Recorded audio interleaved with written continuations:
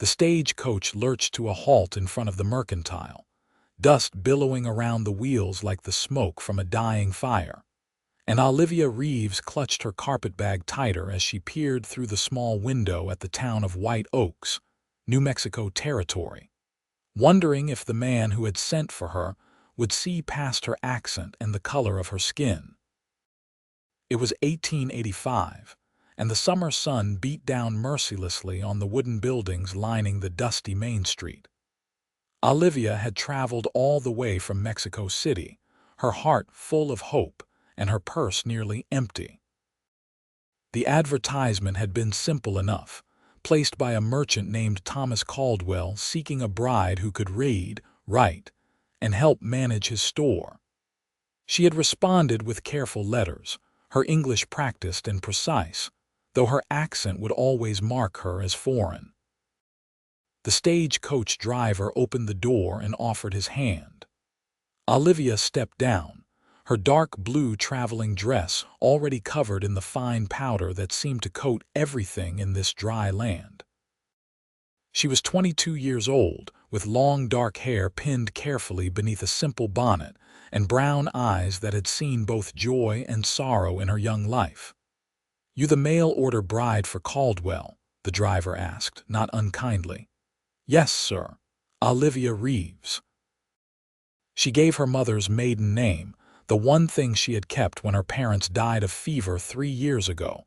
The driver nodded toward a large building across the street. "That is his mercantile. Good luck to you, miss." Olivia smoothed her skirts and crossed the street, aware of curious eyes following her progress. White Oaks was a mining town, she had learned from her research, with gold and coal bringing men from all over the territory. The population had swelled in recent years, and she had hoped that meant people here would be accustomed to those from different places. The bell above the door chimed as she entered the mercantile. The interior was dim after the bright sunlight, and it took her eyes a moment to adjust. Shelves lined the walls, stocked with everything from fabric to canned goods, from tools to patent medicines. Behind the counter stood a thin man with graying hair and sharp features, dressed in a vest and white shirt. "May I help you?" he asked, his tone businesslike. "I am Olivia Reeves." "I believe you are expecting me, Mr. Caldwell." The man's expression shifted from polite inquiry to something colder. He looked her up and down, his lips pressing into a thin line. "You're the one who answered my advertisement." "Yes, sir. I have traveled very far to meet you." "Your letters did not mention that you were Mexican." The words hung in the air between them like a physical barrier. Olivia felt her stomach tighten, but she kept her chin high. "You did not ask about my heritage, Mr. Caldwell. You asked if I could read and write in English, if I had experience with accounting, and if I was of good moral character. I answered truthfully to all these questions." "I cannot have a Mexican wife," Caldwell said flatly. "What would people think? What would it do to my business?" "I am educated, sir. I can help you with your books, with your customers. I am honest and hardworking." "I am sure you are all those things," Caldwell said, though his tone suggested he doubted it. "But I cannot marry you. The arrangement is canceled." "But I have nowhere to go," Olivia said, and hated the tremor that entered her voice. "I spent all my money on the journey here." "That is not my problem," Caldwell replied. "You should have been honest from the beginning." "I was honest. You knew what I meant," Caldwell said dismissively. He turned away, busying himself with papers on the counter. "There is a boarding house 2 streets over. Perhaps they have room. Good day, Miss Reeves." Olivia stood there for a long moment, fighting the burning behind her eyes. She would not cry, not here, not in front of this man who judged her solely on where she had been born. She turned and walked back out into the scorching afternoon, the door chiming mockingly behind her. The street seemed even more hostile now, every face a potential enemy. She had been so foolish, so naive, to think that a new place might mean a fresh start. She walked slowly down the wooden sidewalk, her carpetbag growing heavier with each step. The boarding house Caldwell had mentioned was a two-story structure with peeling paint and a crooked sign. Inside, the proprietress, a heavy-set woman with suspicious eyes, quoted a price that Olivia knew would drain her remaining funds in less than a week. "I will take it for 3 nights," Olivia said quietly. "While I look for work." The woman sniffed. "We do not allow any improper business here." "I am looking for honest work, madam, perhaps as a seamstress or a cook." "We will see," the woman said, clearly unconvinced. She handed Olivia a key. "Room 4 upstairs. Supper is at 6 if you want to pay extra for it." The room was small and spare, with a narrow bed, a washstand, and a single window that looked out over an alley. Olivia set down her bag and sank onto the bed, finally allowing herself to feel the full weight of her situation. She was alone in a strange town, with barely enough money to survive a week, and no prospects. She thought of her parents, of their small house in Mexico City, where her father had taught literature at the university, and her mother had kept a garden full of roses. They had given her an education, taught her to love books and learning, and always told her that knowledge would open doors. But they had not prepared her for doors that would slam in her face because of where she was born. Olivia unpinned her bonnet and let her hair down, running her fingers through the dark waves. She would not give up. Tomorrow she would visit every business in White Oaks and ask about work. She had survived the death of her parents, survived the grinding poverty that followed, survived the long journey north. She would survive this too. The next morning, Olivia put on her best dress, a dove gray cotton with black trim, and set out to find employment. She started with the restaurants, thinking her ability to cook might be valued, but was turned away at each one. The laundry would not hire her. The hotel had no positions available. The dress shop owner took one look at her and said she had no need for help. By midday, Olivia's feet ached and her hope was wearing thin. She had one more place to try, a smaller general store at the edge of town that she had been told about by another boarder. As she walked in that direction, she passed a saloon where rough-looking men loitered outside. One of them called out something crude in Spanish, and the others laughed. Olivia kept walking, her face burning. She was so focused on maintaining her dignity that she did not notice the horse and rider until she nearly walked into them. Strong hands grabbed her shoulders, steadying her, and she looked up into a face that was weathered by sun and wind, with startling blue-green eyes beneath the brim of a worn hat. "Careful there, miss," the man said, his voice deep and warm. "Are you all right?" "Yes, I apologize. I was not watching where I was going." Olivia stepped back, and the man released her shoulders. He was tall, she realized, with broad shoulders and the lean build of someone who worked hard for a living. His clothes were those of a working cowboy, dusty chaps over worn denim, a faded blue shirt and a bandana around his neck. His face was tanned, with lines around his eyes that suggested he smiled often, though at the moment he looked concerned. "You look upset," he observed. "Are those men bothering you?" He glanced back toward the saloon, his expression hardening.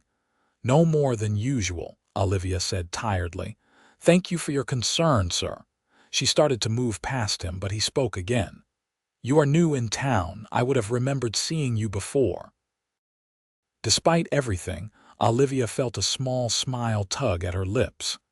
"Is that the kind of line that works on women here, Mr. Whitfield?" "Robert Whitfield, but everyone calls me Rob." He grinned suddenly, and it transformed his face, making him look younger than she had first thought. Perhaps 28 or 30.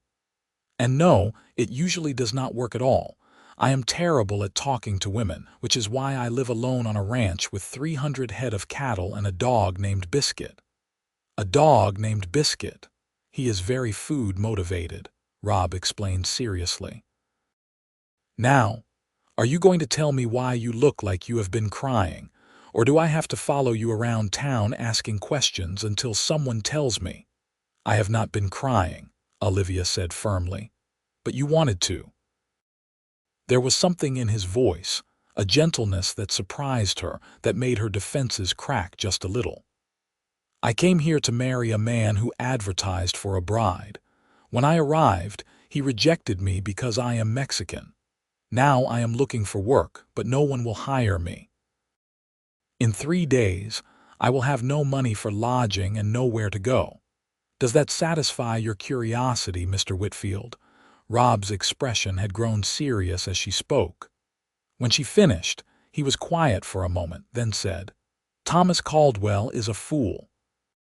Perhaps, but he is a fool with a successful business and a place in this community. I am just a foreigner who was stupid enough to think that did not matter. It does not matter, Rob said firmly. Not to everyone, not to me. You do not even know me. I know that you traveled a long way on faith alone. I know that you are educated because you speak better English than half the people in this town. I know that you have had a terrible couple of days, but you are still standing here, still trying. That tells me plenty. Olivia felt her eyes prickle with tears she had refused to shed earlier. That is kind of you to say. I am not being kind, I am being honest. Rob seemed to make a decision. Do you know anything about ranching? About ranching? No, nothing. I grew up in a city. Can you cook? Yes, quite well. Can you mend clothes, do laundry, keep a house clean? Yes, but I do not understand. Rob looked almost embarrassed suddenly. I have been living like a bachelor too long. My house is a mess. I eat burned beans most nights and my socks have more holes than fabric. I need someone to help with the household work. Room and board included and wages on top of that. It is not much, but it is honest work. Olivia stared at him. You are offering me a job just like that? Why not? Because you do not know me, because I could be anyone. Because people will talk about a Mexican woman living on your ranch. Let them talk, Rob said simply. I have never cared much about gossip. As for not knowing you, well, that works both ways. For all you know, I could be an outlaw or a drunk. But I am not. I am just a lonely rancher who could use some help, and who happens to think that Thomas Caldwell is the biggest fool in New Mexico territory for sending you away. This is not proper, Olivia said, but her heart was beating faster. A job, a real job with room and board. It was more than she had dared hope for an hour ago. I have a housekeeper's cottage on the property, Rob said. It has been empty since old Mrs. Henderson moved to California to live with her daughter, but it is sound. You would have your own space, your own privacy. This would be a job, Miss Reeves, nothing more. Unless you wanted it to be something more, but that is not what I am asking now. Olivia looked into his eyes, those unusual blue-green eyes that seemed so earnest. Every sensible part of her said this was foolish, that she should not trust a strange man in a strange town. But what choice did she have? Continue to be rejected at every door until her money ran out. Try to make it back to Mexico City with no funds for the journey. Why are you doing this? She asked softly. Rob was quiet for a moment, then said, Because I know what it is like to be judged for things you cannot change. My mother was part Mescalero Apache.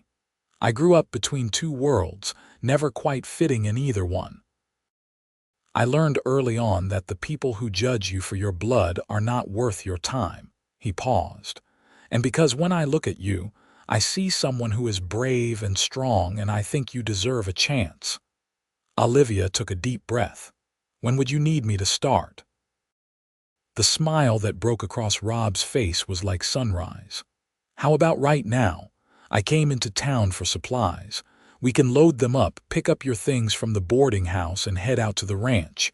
It is about an hour's ride. I have never ridden a horse, Olivia admitted. Then you will ride in the wagon with me. Come on, before you change your mind or before I do something stupid like tell you about all the rattlesnakes. Rattlesnakes, I am joking. Mostly. Rob's eyes sparkled with humor. There are some, but they usually leave you alone if you leave them alone, like most creatures. Despite everything, Olivia found herself laughing. It felt strange after the past day's disappointments, but also good, like remembering how to breathe after holding her breath too long. They walked together to the mercantile, where Rob proceeded to purchase supplies with a list written in surprisingly neat handwriting. Olivia noticed Caldwell's sour expression when he saw them together, but said nothing. Let him think what he wanted. From there, they went to the boarding house, where Olivia collected her single carpet bag and informed the proprietress she would not be needing the room after all. The woman's disapproving sniff followed them out the door.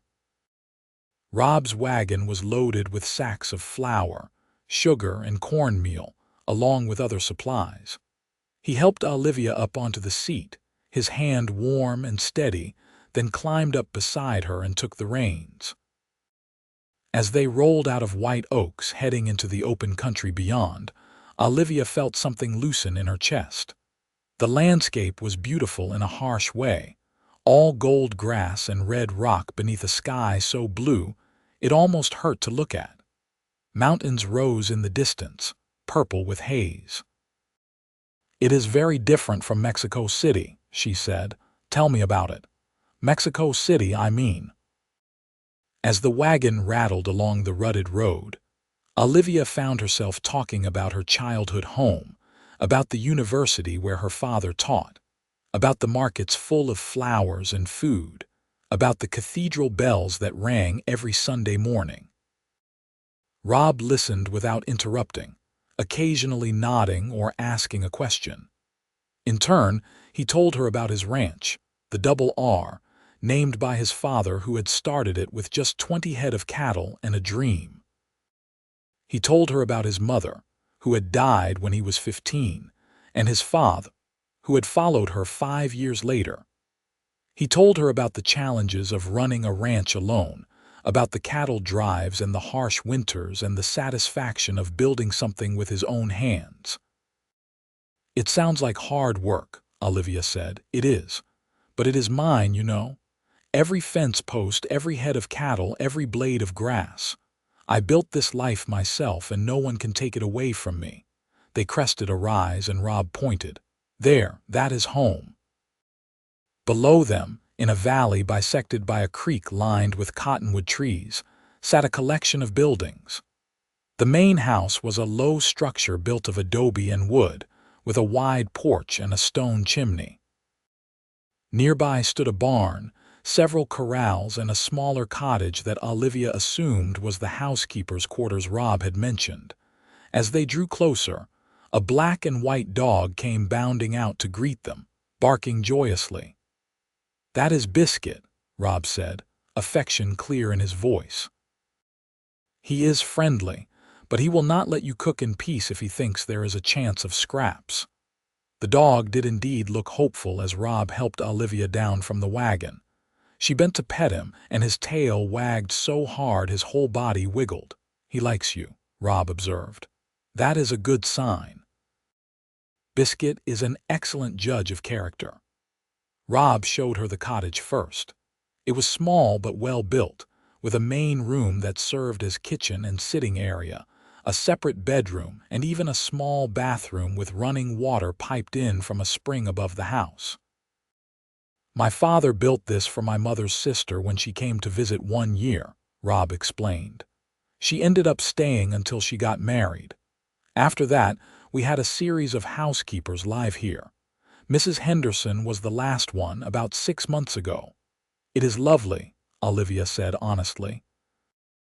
The cottage had good bones, though it clearly needed cleaning and airing out. There were curtains on the windows and a quilt on the bed, both dusty with disuse. I will help you get it cleaned up, Rob said. But first, let me show you the main house so you know where everything is. The main house was indeed a bachelor's residence. Not exactly dirty, but untidy, with clothes draped over chairs, dishes stacked in the sink, and a general air of neglect. The furniture was solid and well made, but everything needed a good cleaning. "I am not usually this bad," Rob said, looking embarrassed. "But after Mrs. Henderson left, I just sort of let things go. I'm out with the cattle most days, and when I come in, I am too tired to care about dishes." "Well, you hired me to fix that, did you not?" Olivia set down her carpet bag with determination. "Where do you keep the cleaning supplies?" By the time the sun set, Olivia's cottage was habitable, with fresh linens on the bed and the worst of the dust swept away. Rob had proven surprisingly helpful, carrying water and beating rugs without complaint. Together, they had cooked a simple supper of beans, cornbread, and fried potatoes, which they ate on the main house's porch as the sky turned gold and pink. "This is the best meal I have had in months," Rob said contentedly, "and I did not even burn it." "The standards are not very high, I see," Olivia teased. "You have no idea. Last week I set my coffee pot on fire. I am still not sure how that is even possible." Olivia laughed, and realized she had laughed more today than in the past year. There was something easy about being with Rob, something comfortable despite them being strangers hours ago. As the stars came out, Rob walked her back to the cottage. Biscuit followed, clearly torn between his loyalty to his master and his new fondness for Olivia. "Thank you," Olivia said at her door, "for everything, for giving me a chance." "Thank you for taking it," Rob replied. He hesitated, then added, "I know today has been strange and probably frightening, but I meant what I said. You are safe here. This is honest work and you will be treated with respect. That is a promise." "I believe you," Olivia said, and found that she did. After Rob left, Olivia prepared for bed, washing in the basin and changing into her nightgown. Through the window, she could see lights in the main house, could imagine Rob settling in for the night. She thought about the strange turns life took, how this morning she had been desperate and afraid, and now she was here in this little cottage with a job and a place to stay, and a kind man who looked at her like she was a person, not just a foreigner to be judged. She thought about Rob's smile, about his calloused hands and gentle voice, about the way he listened when she talked about her parents. She thought about how he had offered her help without demanding anything in return, how he had spoken of his Apache mother without shame. It was too soon to feel anything more than gratitude, she told herself firmly. Too soon to notice how his eyes crinkled when he smiled, or how safe she had felt sitting beside him on the wagon ride. But as she drifted off to sleep, she had to admit that she was already starting to feel something, some small, warm spark that frightened and thrilled her in equal measure. The next few weeks fell into a routine that felt both foreign and oddly comfortable. Olivia woke with the sun and spent her mornings cleaning and organizing the main house. Rob had not been exaggerating about the state of neglect. She washed curtains, scrubbed floors, mended clothes, and slowly transformed the house from a bachelor's dwelling into a proper home. In the afternoons, she cooked, preparing meals that Rob praised effusively, though she suspected he would have been happy with anything that did not taste like charcoal. She made stews and roasts, baked bread and pies, and gradually worked her way through his stores of ingredients. Rob spent most days working with the cattle, riding out early and returning at sunset, dusty and tired but always with a smile for her. He ate his meals with obvious enjoyment, told her about his day, and listened with genuine interest when she talked about hers. Gradually, they learned each other's rhythms and habits. Olivia discovered that Rob liked his coffee strong, preferred his eggs scrambled, and had a weakness for anything sweet.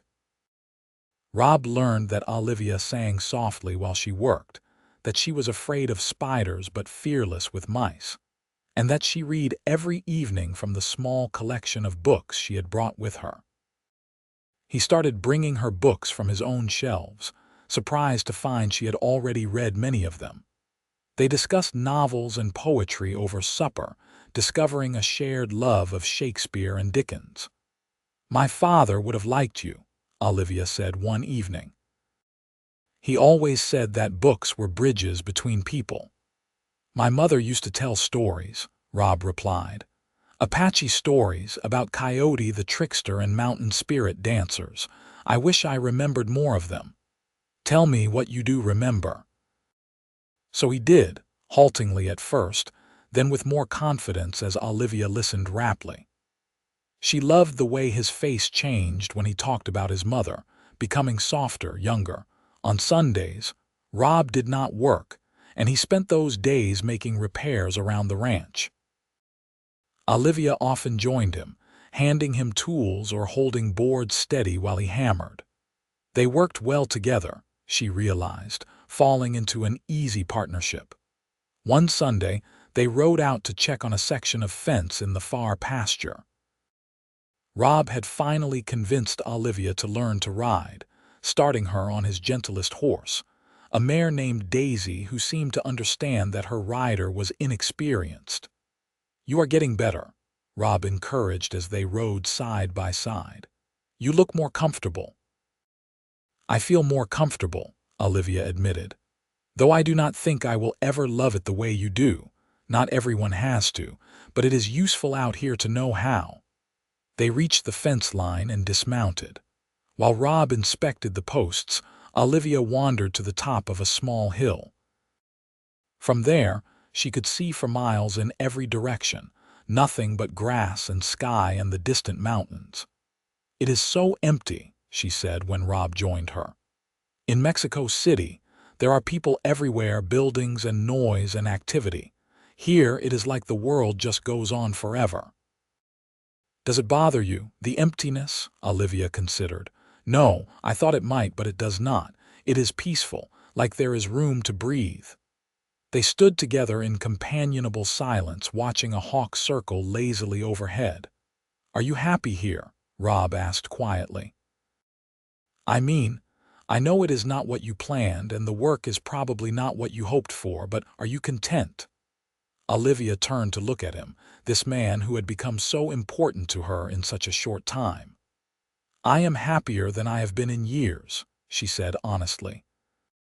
"This was not what I planned, no.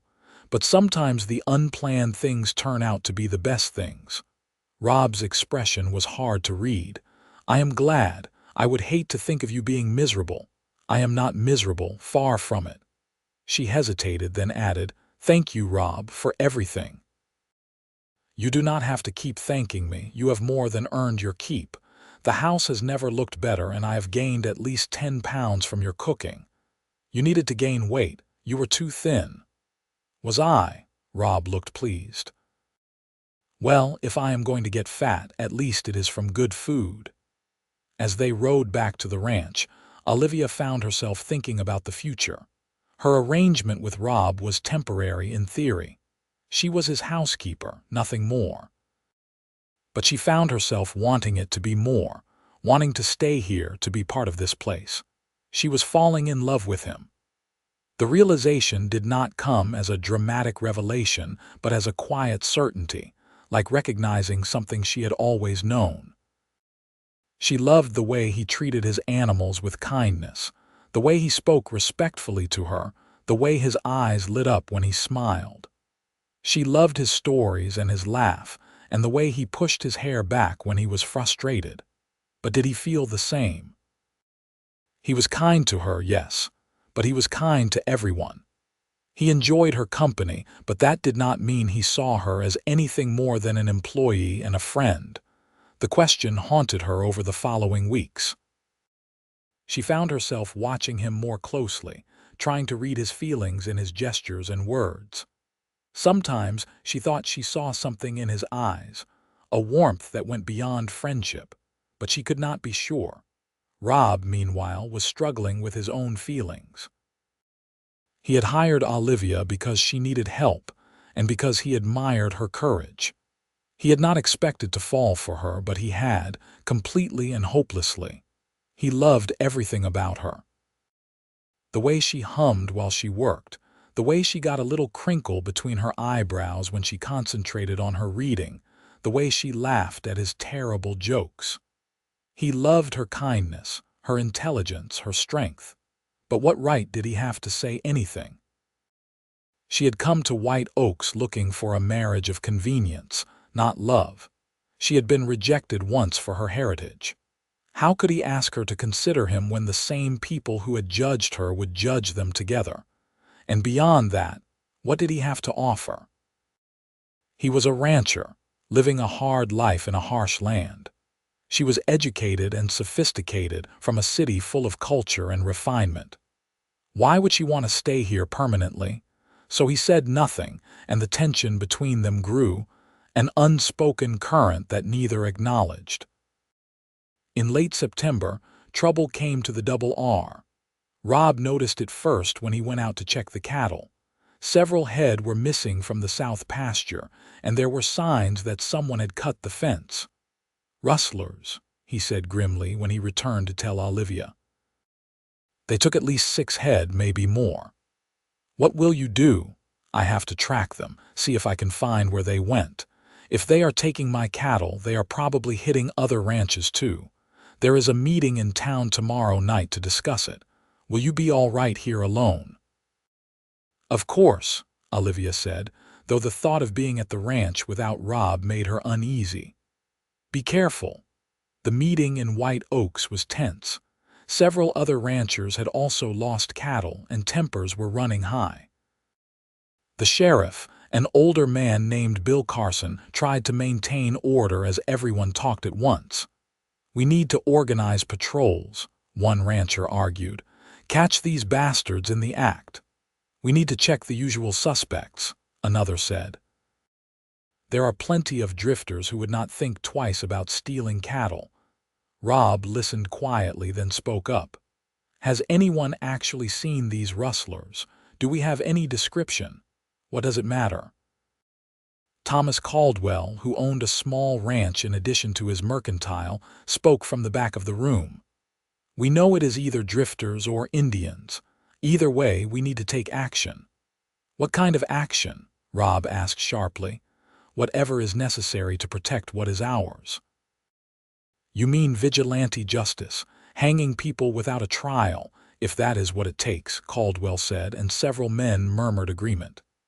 "That is murder," Rob said, standing up. "We have laws, we have a sheriff. Let them do their job." "Easy for you to say, Whitfield," someone called out. "Your mother was Indian. Maybe you are protecting your own kind." The room went silent. Rob's expression hardened. "My mother was Mescalero, and she has been dead for 15 years. But yes, I am protecting my kind, by which I mean innocent people who might get killed by a mob of angry fools who cannot tell the difference between a thief and someone who just happens to be in the wrong place." "Now wait just a minute," Caldwell started, but Sheriff Carson cut him off. "Rob is right. We do this legal or we do not do it at all. I will organize proper patrols and we will investigate any leads, but there will be no lynch mobs in my territory. Am I clear?" There were grumbles, but most of the men nodded. The meeting broke up shortly after, with Rob heading back to the ranch in a foul mood. He found Olivia waiting up for him, a lamp burning in the kitchen window. When he came in, she took one look at his face and poured him coffee without asking. "It was that bad?" "Worse." Rob slumped into a chair and told her about the meeting, about Caldwell's comments and the threat of vigilante violence. "I am sorry," Olivia said softly. "I know what it is like to be judged for your blood. The worst part is knowing that nothing has changed. 15 years ago, it was the same. 20 years ago, worse. My mother faced it her whole life. She was a good woman, kind and generous, but some people never saw past her heritage." "She raised a good son," Olivia said. "That is a legacy to be proud of." Rob looked at her, really looked at her in the warm lamplight. How do you do it? How do you stay strong when people judge you? I remind myself that their judgment says more about them than it does about me, and I surround myself with people who see me for who I am. She smiled. People like you. Something shifted in that moment, some invisible barrier falling away. Rob reached across the table and took her hand. Olivia, I need to tell you something. Her heart began to race. What is it? I did not hire you just because you needed help. I mean, that was part of it, but not all of it. From the moment I saw you, something just felt right. These past weeks, having you here, have been the happiest of my life. I love talking with you, working with you, just being near you. I know I am just a rancher and I do not have much to offer, but I am falling in love with you. Actually, I have already fallen. I love you, Olivia. Tears spilled down Olivia's cheeks, but she was smiling. I love you too. I have loved you for weeks now, but I was afraid to say it. I thought you only saw me as an employee, as a friend. You are so much more than that. Rob stood and pulled her into his arms, holding her close. She fit against him perfectly, her head tucked under his chin. You are my home. Olivia pulled back just enough to look up at him. You said that to me once, do you remember? When I first arrived, you said you are home now with me. I did not understand then, but I do now. I am home. Rob cupped her face in his hands and kissed her, gently at first, then more deeply as she responded. It was a kiss full of promise and hope, the beginning of something neither had dared imagine just months ago. When they finally broke apart, both were breathless. Marry me, Rob said. Not because you need a husband, not because I need a housekeeper, but because I cannot imagine my life without you in it. Yes, Olivia said without hesitation. Yes, I will marry you. They held each other in the lamplight, the rest of the world forgotten. Outside, the wind rustled through the cottonwoods, and somewhere in the distance, a coyote called to the rising moon. The next morning, they rode into White Oaks together to file the marriage license and set a date for the wedding. Olivia wore her best dress, and Rob had shaved and put on a clean shirt, his hair still damp from washing. At the courthouse, the clerk processed their paperwork with professional indifference, but Olivia noticed the curious looks from others in the building. Let them look, she thought. Let them judge. She was marrying a good man, and their opinions did not matter.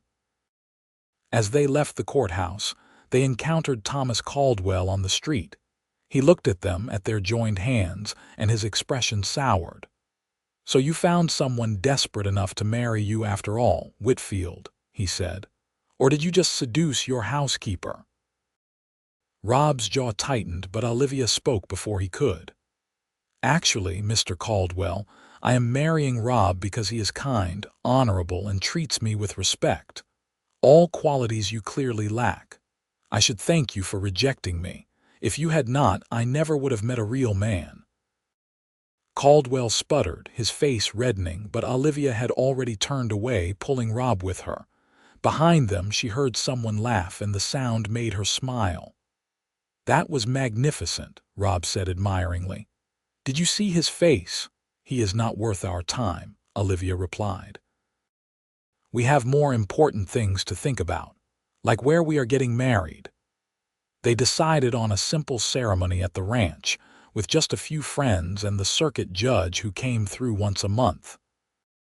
Rob invited his ranch hands, a group of cowboys who worked the fall roundup and who treated Olivia with respectful friendliness. Olivia wished her parents could be there, but found comfort in knowing they would have approved of Rob. The wedding took place on a golden October afternoon, with the cottonwoods turning yellow and the air crisp with the promise of winter. Olivia wore a new dress she had sewn herself, a soft blue cotton with lace at the collar. Rob wore his best suit, though he kept tugging at the collar, unused to such formal clothes. Judge Harrison performed the ceremony on the porch of the main house, with Biscuit sitting attentively at their feet. When Rob kissed his bride, the assembled cowboys cheered, and someone fired a gun into the air in celebration. The reception was simple, with food and drink and music from a fiddle one of the cowboys produced. Rob danced with Olivia under the stars, holding her close as they swayed to the music. "Are you happy?" he asked softly. "Happier than I ever thought possible," she replied honestly. "This morning I was thinking about when I first arrived in White Oaks, how lost and frightened I felt. It seems like a lifetime ago." "You were so brave," Rob said. "Standing up to Caldwell, keeping your dignity even when you had every right to fall apart. That was when I knew you were special."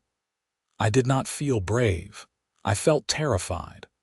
"That is what bravery is, being terrified and doing what needs to be done anyway."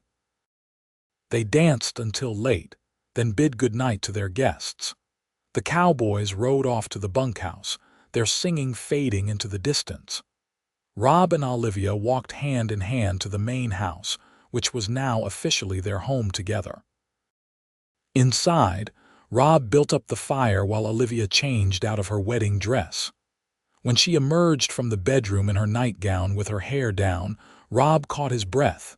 "You are beautiful," he said simply. Olivia crossed to him, suddenly shy despite everything. "I have never done this before," she admitted. "I mean, I know what happens, but I have no experience." "Neither do I," Rob confessed. "We will figure it out together." And they did, with gentleness and laughter and moments of awkwardness that somehow made it all more real. They discovered each other slowly, learning what brought pleasure, what made the other sigh or gasp. By the time they finally fell asleep in each other's arms, both felt changed, bound together in a way that went beyond words or vows. The first months of their marriage were a time of adjustment and joy. Olivia moved her belongings into the main house, and they reorganized to make space for both of them. Rob cleared out a corner of the front room for Olivia's books, building her a small shelf that he presented with shy pride. Winter came to the high country, bringing snow and cold winds.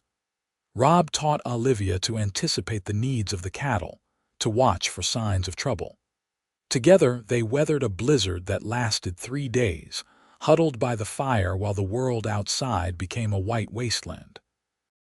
When spring arrived, it brought new life to the ranch.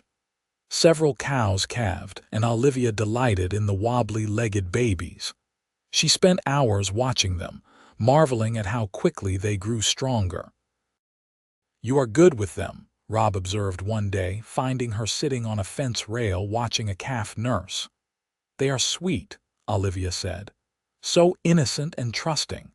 "You will be a wonderful mother someday," Rob said, then flushed. "I mean, if you want children." "We have never really talked about it."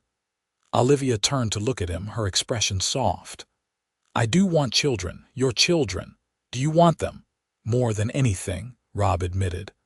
"I always imagined having a big family, children running around the ranch, learning to ride and rope." "But only if you want that too."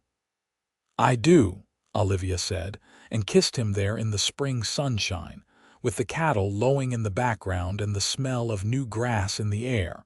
By summer, Olivia suspected she was pregnant.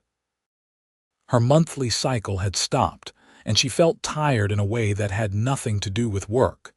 She waited another month to be sure, then told Rob one evening after supper. He stared at her, his fork halfway to his mouth. "Are you certain?"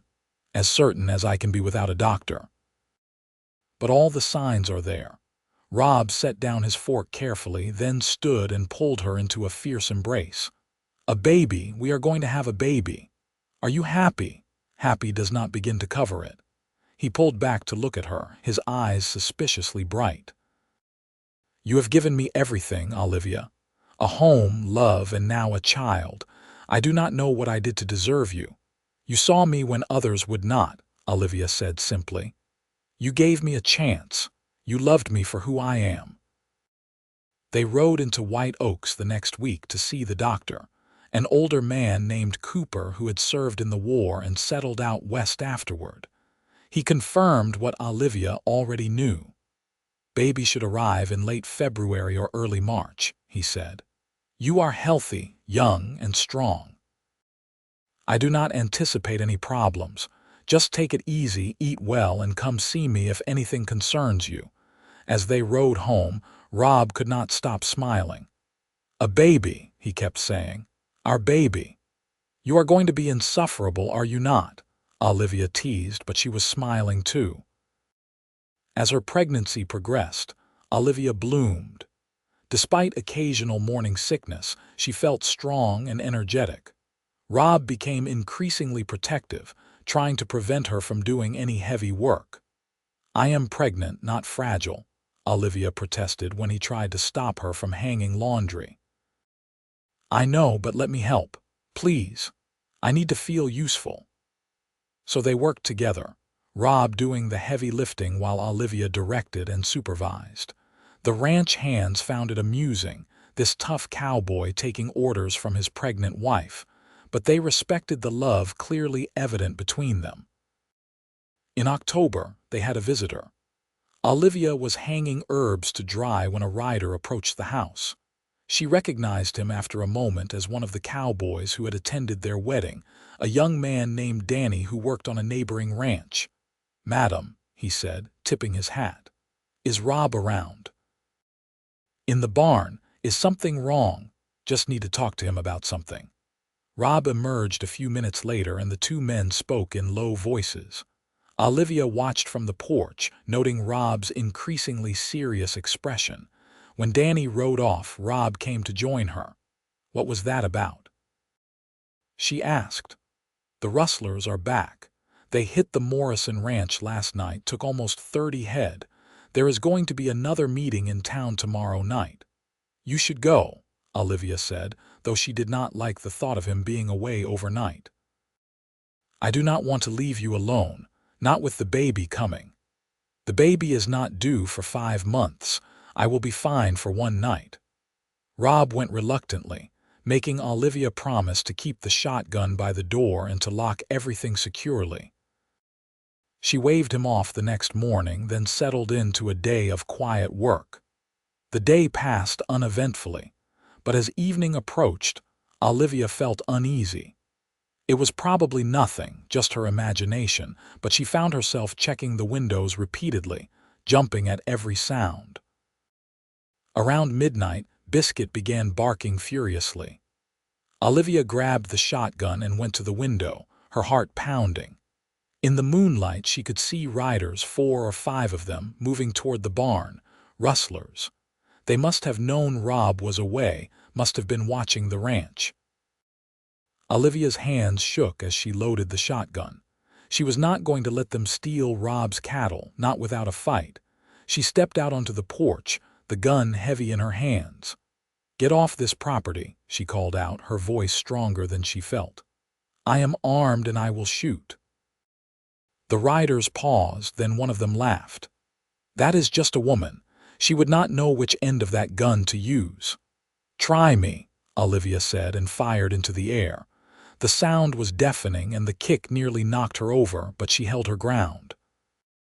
The riders hesitated, then one urged his horse forward. Olivia aimed at the ground in front of him and fired again. Dirt exploded near the horse's feet and the animal reared, nearly unseating its rider. "The next shot will not miss," Olivia shouted. "Leave now." For a long moment, nothing happened. Then the lead rider wheeled his horse around and the others followed.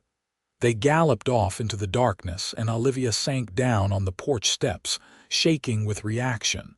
Biscuit came and pressed against her side, whining. She put one arm around him, the other still clutching the shotgun, and waited for her heart to stop racing. Rob found her there when he returned an hour later, having left the meeting early because he could not shake his worry. When she told him what had happened, his face went white. "You could have been killed," he said hoarsely, "if they had called your bluff." "It was not a bluff," Olivia said. "I would have shot them if they had tried to hurt you or take what is yours. What is ours? Rob pulled her close and she felt him trembling. I am sorry. I should never have left you alone. I am fine. We are fine. She placed his hand on her belly where the baby was just beginning to show. All of us. After that night, Rob hired 2 men to live on the ranch year-round, cowboys who could help with the work and provide extra security. The rustlers were eventually caught by the sheriff and a posse, tracked to a canyon where they were holding stolen cattle from several ranches. Justice was swift, and the threat ended. Winter came again, and Olivia grew larger. By January, she could no longer see her feet, and simple tasks became challenging. Rob was endlessly patient, helping her with everything from putting on her shoes to getting out of bed. I am enormous, Olivia complained one evening, watching her reflection in the window. Like a house with legs. You are beautiful, Rob said firmly. You are carrying our child. Nothing could be more beautiful. You have to say that. You are my husband. I say it because it is true. He knelt beside her chair and placed his hands on her swollen belly. I love you, Olivia, more every day. The baby kicked and Rob's eyes widened. I felt that. He kicked right against my hand. Or she kicked, Olivia said. We do not know yet. Boy or girl, it does not matter, as long as you are both healthy. In late February, Olivia's pains began. Rob, who had faced down rustlers and storms and all manner of ranch emergencies without flinching, turned pale. Is it time? Should I get the doctor? Should I boil water? Why do people always boil water? Rob, breathe, Olivia said, gripping his hand as a contraction passed. Yes, get the doctor. And one of the wives from the neighboring ranch, Mrs. Morrison. She has delivered many babies. The next hours were a blur of pain and effort. Dr. Cooper arrived, calm and professional, along with Mrs. Morrison, a stout woman with gentle hands and a no-nonsense attitude. Rob was banished to the front room where he paced like a caged animal, the sound of Olivia's cries driving him nearly mad with worry. Finally, as dawn broke, a new sound filled the house. The thin, outraged wail of a newborn baby. Dr. Cooper opened the bedroom door, smiling. You have a son, Rob, a healthy boy with good lungs, and your wife did beautifully. You can come in now. Rob rushed into the room. Olivia lay in bed, looking exhausted but radiant, holding a small bundle wrapped in soft blankets. She looked up at him, tears streaming down her face. Meet your son, she said softly. Rob approached slowly, almost reverently, and looked down at the tiny face peeking out from the blankets. The baby had dark hair and a red, wrinkled face with eyes squinted shut against the light. He is perfect, Rob breathed. He is absolutely perfect.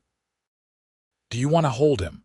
Rob's hands shook as he took the baby, cradling him carefully. The infant was so small, so fragile, but when he opened his eyes, Rob saw they were blue-green like his own. Hello, little one, Rob whispered. I am your father. And I promise I will do everything I can to give you a good life, to keep you safe, to teach you to be strong and kind. What shall we name him? Olivia asked. They had discussed names for months but had never quite decided. Now, holding his son, Rob knew. If you agree, I would like to name him James after my father. James Richard Whitfield. James, Olivia repeated, testing the name. I like it. Hello, James. The baby yawned, showing pink gums, then settled against Rob's chest, apparently content to be held by his father. The weeks following James's birth were a whirlwind of adjustment. The baby was healthy and strong but demanded attention around the clock. Olivia recovered quickly from the birth, and together she and Rob navigated the challenges of new parenthood. Rob proved to be a devoted father, getting up for nighttime feedings, changing diapers without complaint, and spending hours simply holding his son and marveling at him. Olivia often found them together, Rob talking to James about the ranch, about the cattle, about all the things they would do together when the boy was older. As winter gave way to spring, James grew stronger and more alert. He began to smile, a toothless grin that melted hearts. Biscuit appointed himself the baby's guardian, lying beside the cradle whenever James slept. In May, they had James baptized at the small church in White Oaks. It was the first time Olivia had been back to town since the birth, and she noticed the stares, the whispers. But there were friendly faces too, people who smiled and congratulated them, who admired the baby. After the service, Thomas Caldwell approached them. Olivia stiffened, but the man surprised her. "That is a fine-looking boy," Caldwell said gruffly. "You are fortunate people." "Yes, we are," Rob replied evenly. Caldwell hesitated, then said, "I was wrong about you, Miss Reeves. Mrs. Whitfield, I mean. I judged you unfairly, and I apologize." It was the last thing Olivia expected to hear. She looked at the man who had rejected her so cruelly almost 2 years ago and saw genuine regret in his eyes. "Thank you," she said quietly. "That means more than you know." As they walked back to their wagon, Rob squeezed her hand. That took courage for him to admit. "Yes, but it does not erase what he did." "No," Rob agreed, "but it is a start. People can change if they are willing." Life on the ranch settled into a new rhythm with James as part of their family. As the baby grew, he became more active, more curious about everything around him. By his first birthday, he was walking, tottering around the yard while Olivia and Rob watched anxiously. "He is going to be a rancher," Rob said proudly as James bent to examine a bug in the dirt. "Look at him, already studying the land." "He is eating dirt," Olivia corrected, swooping in to stop her son from putting a handful of soil in his mouth. James protested loudly, his face screwing up, but was distracted when Biscuit licked his face. The baby giggled and grabbed the dog's ears, and Biscuit bore it with patient good humor. That evening, after James was in bed, Rob and Olivia sat on the porch, watching the sunset paint the sky in shades of gold and crimson. "I was thinking," Rob said slowly, "the ranch is doing well. We have money saved. What would you think about expanding? Maybe buying the Morrison place when they retire next year. It would give us more range for the cattle."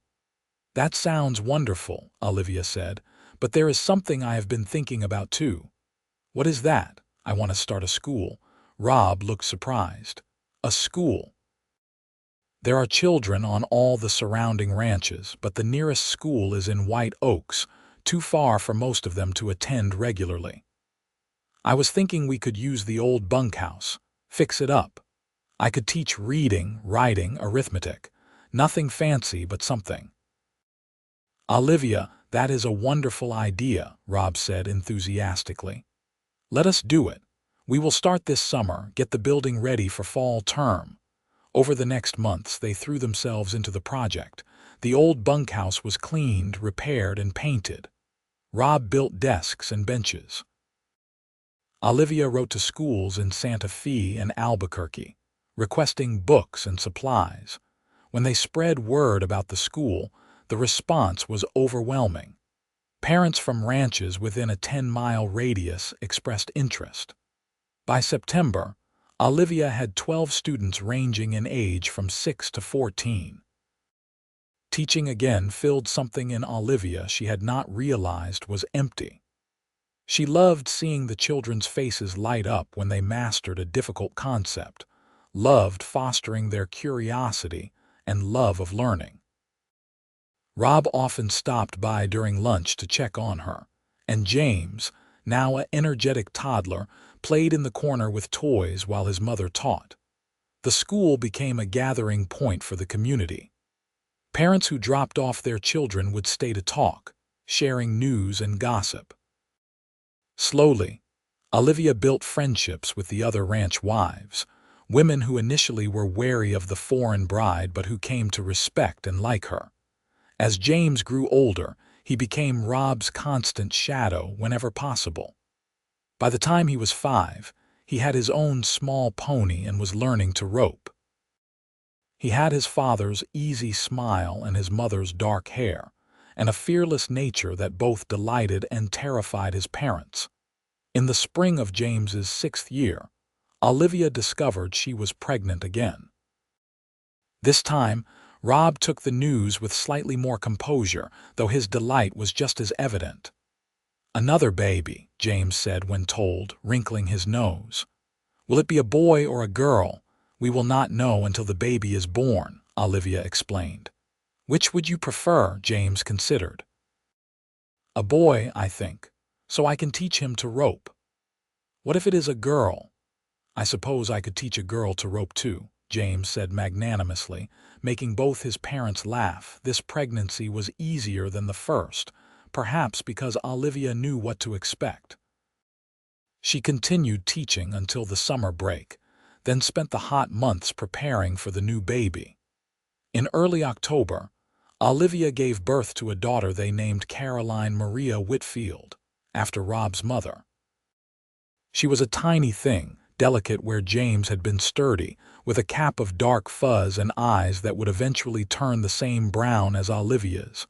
James was fascinated by his baby sister, wanting to hold her constantly. "She is so small," he kept saying. "Was I this small?" "Even smaller," Rob told him. "You are going to be a wonderful big brother." And he was. As Caroline grew, James appointed himself her protector and teacher. He showed her flowers, taught her the names of the animals, and was endlessly patient with her toddling attempts to follow him around. The years passed in a blur of work and joy. The ranch prospered, expanding to include the Morrison property when the older couple retired to Denver. Olivia's school grew, requiring a larger building that Rob and several neighboring fathers built together. James started attending his mother's school, proving to be a quick learner with his mother's love of books and his father's practical intelligence. When Caroline was 3, Olivia became pregnant again, this time with twins. 2 boys, born in the middle of a spring thunderstorm, identical in every way except for a small birthmark on the younger twin's shoulder. "Good Lord," Rob said, looking at his 4 children lined up in order of age. "We have a house full." "Is it too much?" Olivia asked, though she was smiling. "It is perfect," Rob said firmly. "Every single one of them is perfect, and I would not change a thing." They named the twins Thomas and Theodore, though everyone called them Tom and Theo. As they grew, the boys proved to be handfuls, getting into everything and causing twice the mischief of any single child. Through it all, Rob and Olivia's love deepened. They still made time for each other, still talked late into the night about their dreams and hopes. On their 10th wedding anniversary, Rob gave Olivia a beautiful necklace with a pendant shaped like a heart. "I saw this in Santa Fe and thought of you," he said as he fastened it around her neck. 10 years. It feels like forever and like yesterday all at once.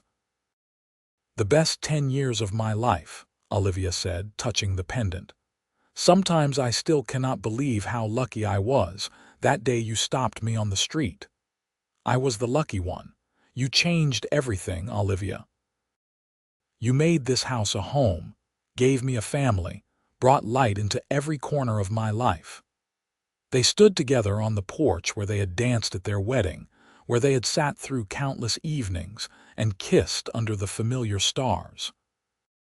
As the children grew older, they each developed distinct personalities. James was studious and responsible, already talking about taking over the ranch someday. Caroline was artistic and gentle, spending hours drawing the landscape and animals.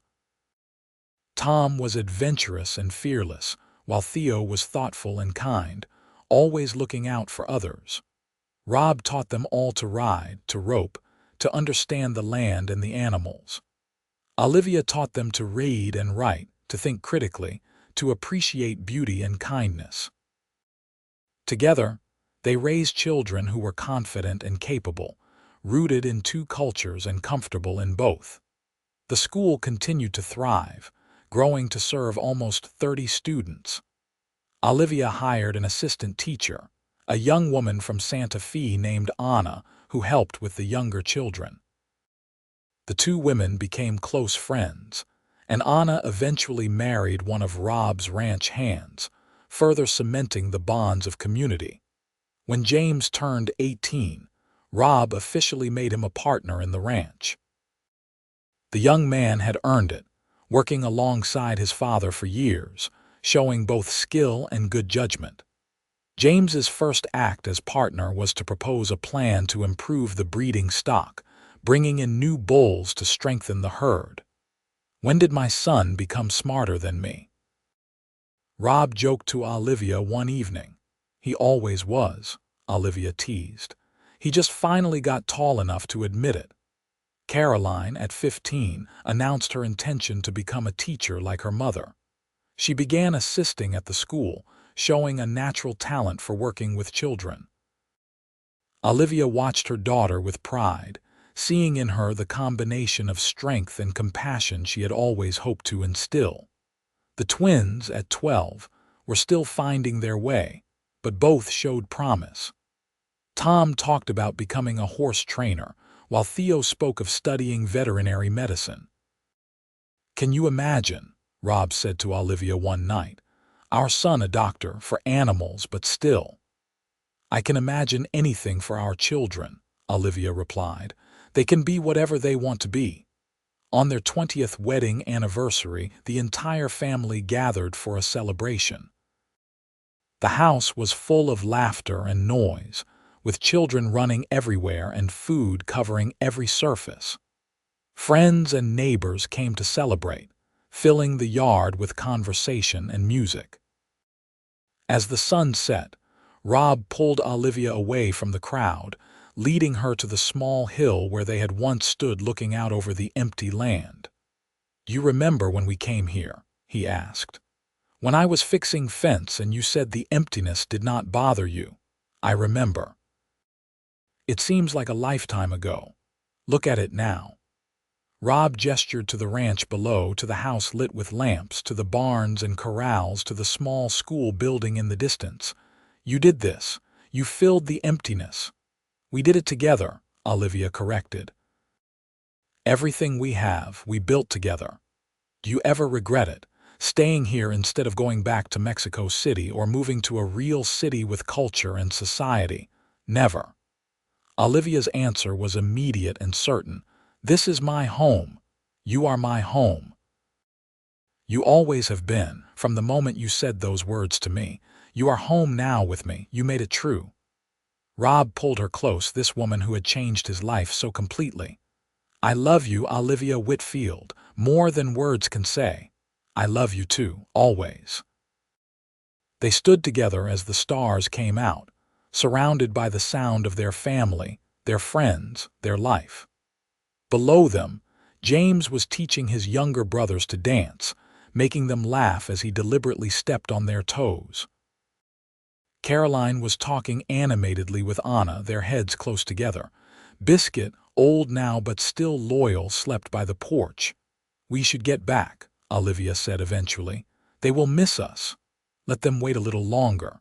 Rob kissed her softly. "I am not done celebrating yet." When they finally returned to the party, hand in hand, their children ran to greet them, pulling them into the dancing and laughter. Rob swung Caroline around while Olivia danced with first one twin and then the other. James stood at the edge, watching his family with a smile, and Rob felt a surge of gratitude so strong it nearly overwhelmed him. This was what mattered. Not the size of the ranch or the number of cattle, not wealth or status or the opinions of others.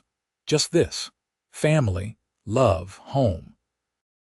As the years continued to unfold, the Whitfield family remained a central part of the White Oaks community. Olivia's school produced students who went on to universities, to businesses, to ranches of their own. The Double R Ranch thrived under the combined management of Rob and James, becoming known throughout the territory for the quality of its cattle. When James turned 23, he married a girl from town, the daughter of the new doctor who had replaced Dr. Cooper.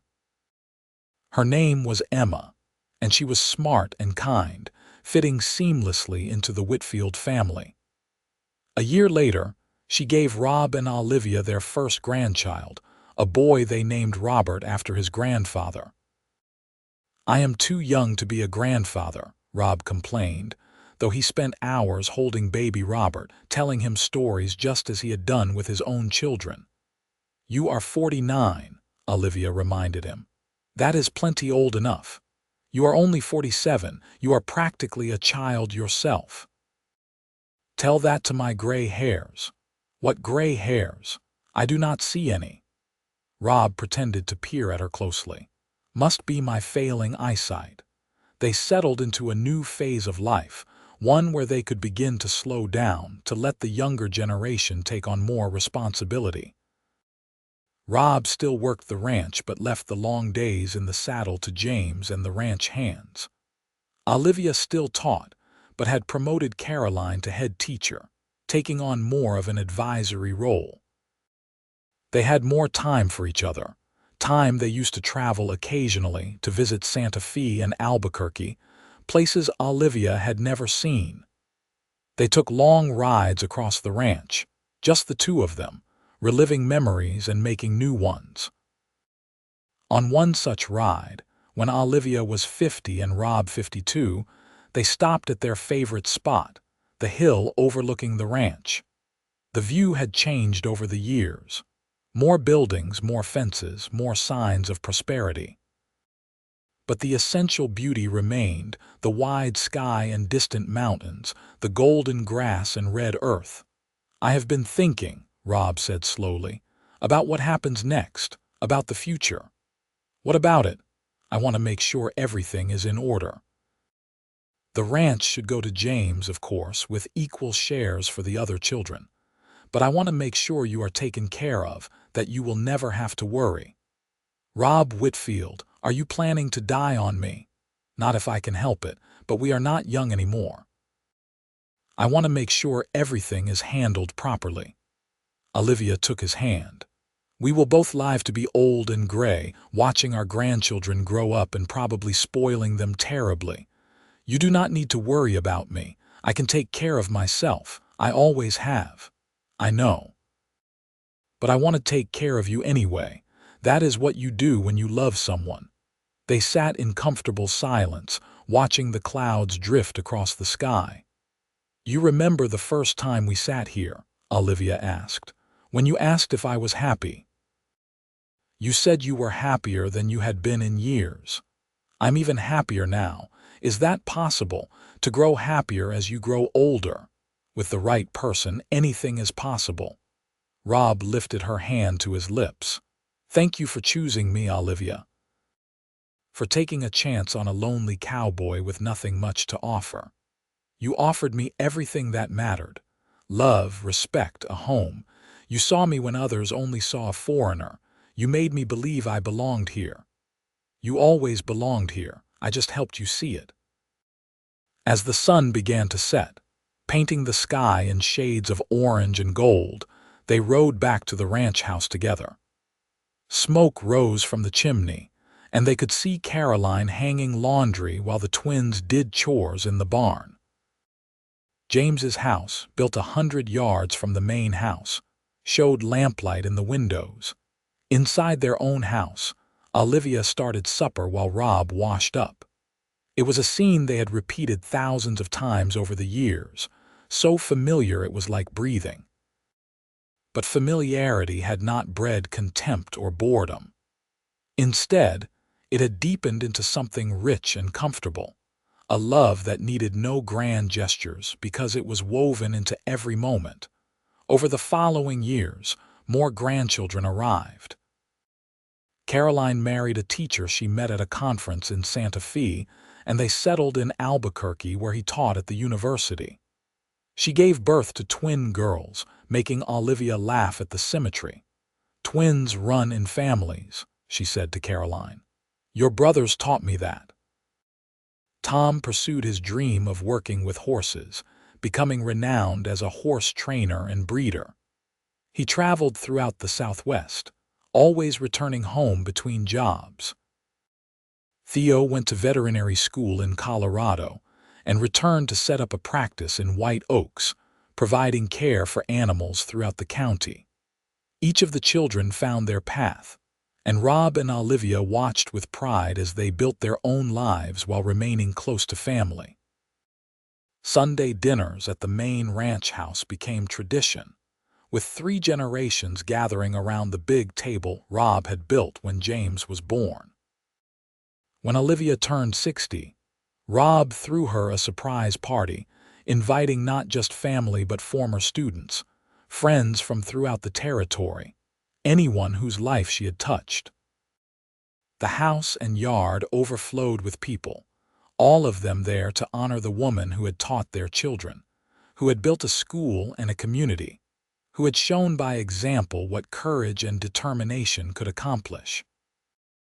"I had no idea I knew this many people," Olivia said, overwhelmed by the turnout. "You changed lives," Rob said simply. "People do not forget that." Among the guests was Thomas Caldwell, now elderly and frail. He approached Olivia slowly, leaning on a cane. "Mrs. Whitfield," he said formally. "Thank you for allowing me to attend." "Of course, Mr. Caldwell, you are welcome. I wanted to tell you something. I wanted to say it in front of all these people." Caldwell's voice was thin but determined. 35 years ago, I made the worst mistake of my life.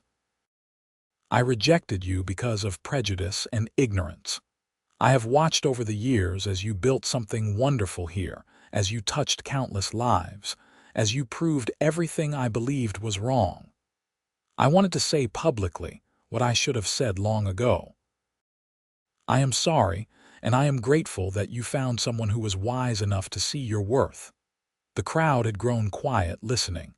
Olivia felt tears prick her eyes. "Thank you," she said softly. "That means a great deal." Caldwell nodded and made his way slowly back to his chair. Rob squeezed Olivia's hand and she squeezed back, too moved to speak.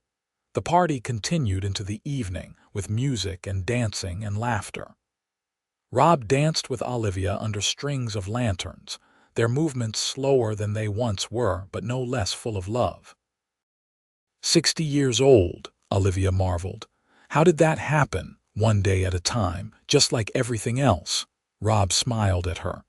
And you are as beautiful now as you were at 22. You are a terrible liar, but I love you for it. I am not lying. You are beautiful because of who you are, not what you look like. Though you look pretty good too. They laughed together, surrounded by their family and friends, by the life they had built from nothing but hope and determination. More years passed, bringing changes both joyful and sorrowful. Rob's ranch foreman retired, and James took on more of the daily management. Olivia formally retired from teaching, though she still tutored students who struggled and served on the school board. They became great-grandparents, then great-great-grandparents, watching with wonder as their family tree spread and flourished. Each birth was celebrated, each milestone marked. Through it all, Rob and Olivia remained devoted to each other. They still took daily walks when weather permitted, still talked for hours about everything and nothing. Their love had evolved over decades from passion to partnership to something deeper and more essential. A bond forged through shared joys and sorrows, through the building of a life together. When Rob turned 75, he finally admitted that maybe he should slow down a bit. He handed over the ranch entirely to James, though he still rode out to check on things, still offered advice when asked. "I never thought I would be old," he confessed to Olivia one evening. They were sitting on the porch watching the sunset as they had done thousands of times before. "You are not old, you are experienced." Olivia, at 73, had her own aches and pains, but she refused to let them slow her down. "My knees think I am old. My back definitely thinks I am old." "Well, I think you are perfect," whatever age you are." Rob looked at his wife, at the silver in her hair and the lines around her eyes, and thought she had never been more beautiful. Every mark on her face was a story, a memory they shared. Every silver strand was proof of a life fully lived. "I love you, Olivia Whitfield.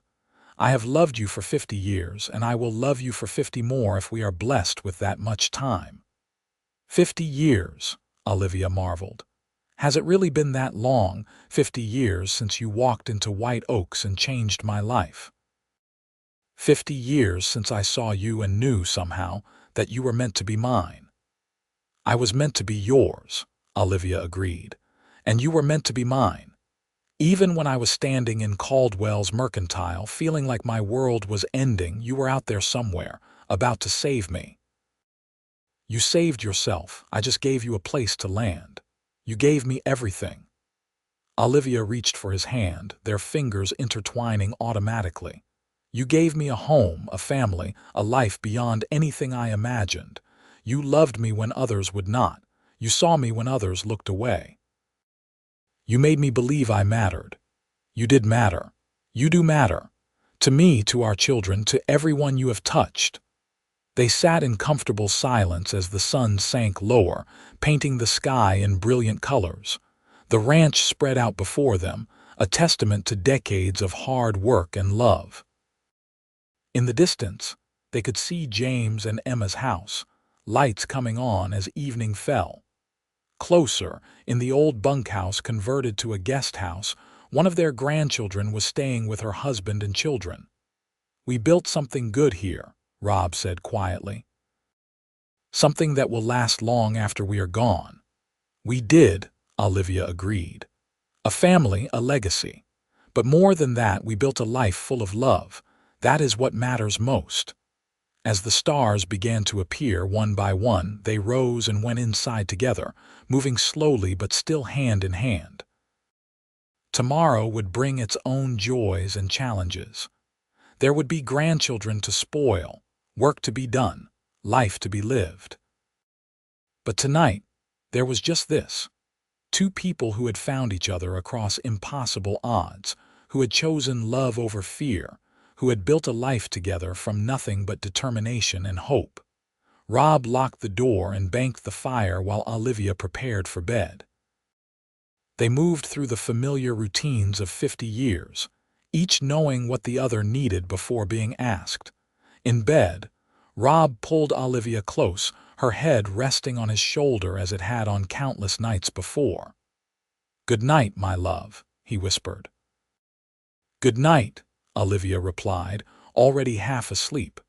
Outside, the wind rustled through the cottonwoods.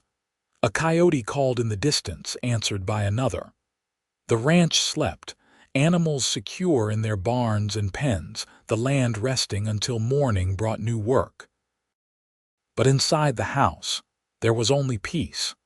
Two hearts beating in rhythm, two lives joined so completely they could not be separated.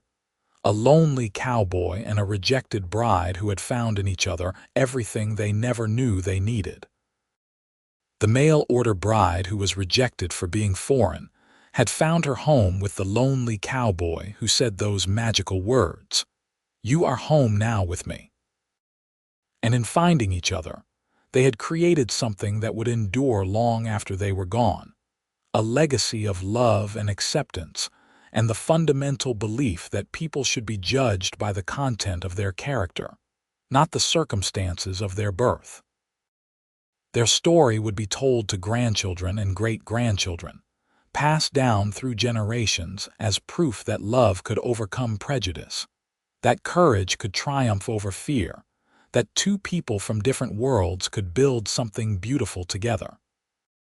And somewhere in the stars above the New Mexico territory, perhaps their spirits would someday dance again, just as they had on their wedding night so many years ago, forever young, forever in love, forever home.